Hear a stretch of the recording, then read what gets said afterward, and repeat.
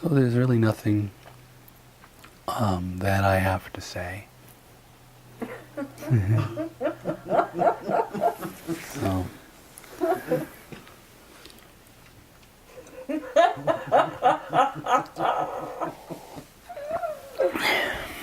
great. And so refreshing. There's so many people in the world that doesn't stop them, you know? Might not stop me either.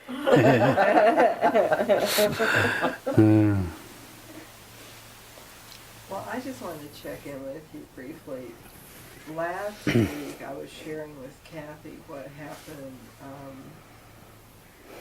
when you, I don't remember the exact words you used, but I know that you pointed at me and said something like, somebody had told me there was something wrong with me, or that, and yeah, there was something wrong, and that's not true. I don't remember exactly what you said, but it went in really deeply. I didn't even hold on to the words, but I got, and I was surprised at the effect on it, because, oh, you know, the whole self-esteem thing, I thought I had that all worked out and everything. And I think I wrote you back and said that it felt like whatever happened is taking care of itself, as opposed to something that I need to meditate on or figure out or something. Is that also your sense? Yes. Of it? Yeah. It's not even a matter of anything having to be taken care of. Like we say, it's taking care of itself. Yeah. I mean, yes. And I would just add to that the feeling of rawness and vulnerability is precious. It's a jewel. And it doesn't need to be healed. It's the reaction to it, that the painting over that there's something wrong with us, on top of it. That the vulnerability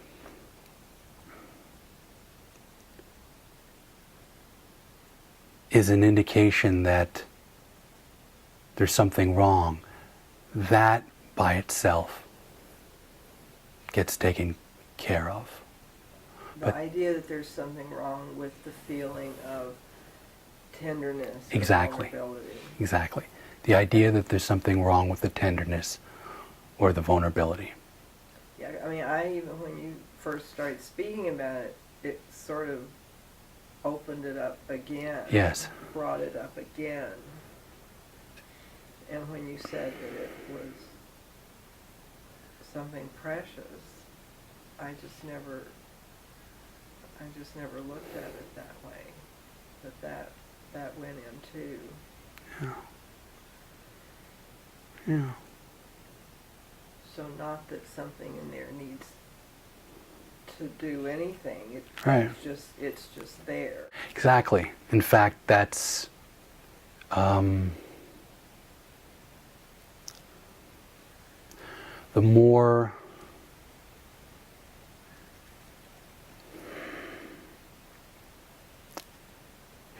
we allow ourselves to really experience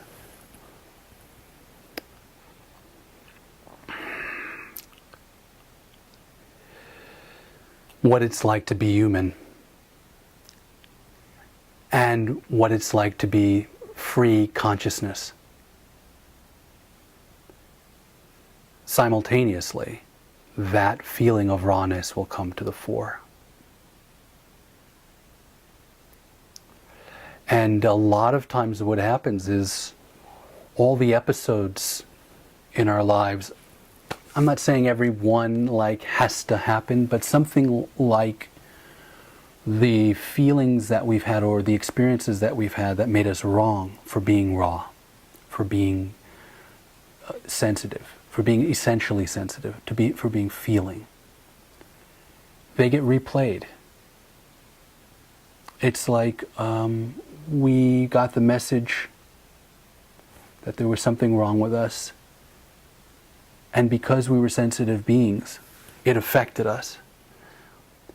And then it was like, never again will I let myself feel this vulnerable. Unconsciously, some way to cope, because it's just too hard to let yourself be. It hurts, exactly. So I hope you don't mind. I'm going to close that window. So, Nice getting the blind stuff, though. yeah. So, it's not easy being human and having our hearts open. And to some degree, this starts like, I don't even know where it starts. It probably starts in the womb.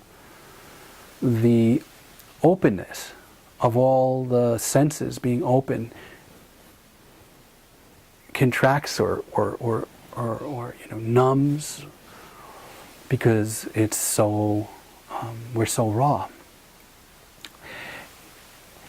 The reason that awakening to consciousness has, like, the connection having to do with consciousness, your recognition of your nature that is our nature, that's fundamentally unmoved, untouched, that's free of everything that arises, that's everything is arising in it, and just an intuition of that, or a glimpse of that, and we recognize that we're more than anything that we experience. So then it's almost as though, there can be that kind of desire, like, I'm going to hang out there, right? But if there's any degree of the desire to be embodied, to be here, then that's actually the door. The feeling of the rawness is the door. And now it's safe, because you're not simply your experience. So it's as if that is the next part, the sacred heart. It's the heart that feels. Otherwise, there's always a kind of a distinction between consciousness and phenomena. It's like a watching. If you wake to consciousness, if you wake to that which is beyond everything, and you are not willing to feel, there's always a bit of a distinction. It's like, that over there is feeling. I'm not feeling. I'm simply aware of feeling. And that's true. The conscious nature is simply aware of feeling. It's simply aware of everything. But there's always a kind of dualism that's there. There's you as consciousness, and then what arises in you that you're not, which is a nice first stage. It clarifies what is unaffected, but it remains dualistic until you allow yourself to also be what arises in it. Consciousness itself is really aware of feeling. It's not feeling. But us as human sentience is feeling. That's what we are. And love is what this wound is, what this essential sensitivity is. But it's